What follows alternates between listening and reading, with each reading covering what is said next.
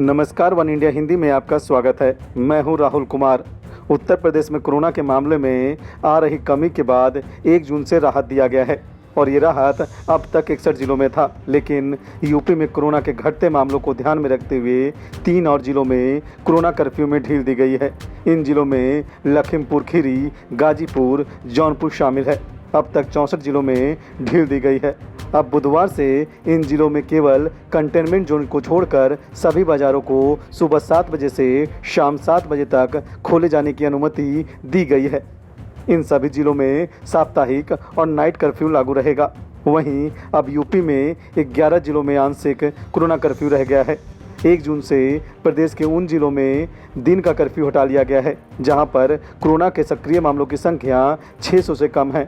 इसके अलावा बाकी सभी जिलों में नाइट कर्फ्यू शाम 7 बजे से सुबह 7 बजे तक जारी रहेगा। हालांकि जिन जिलों को छूट दी गई है वहां भी स्कूल, कॉलेज, कोचिंग संस्थान, cinema hall, gym, swimming pool, club और शॉपिंग मॉल पूरी तरह बंद रहेंगे।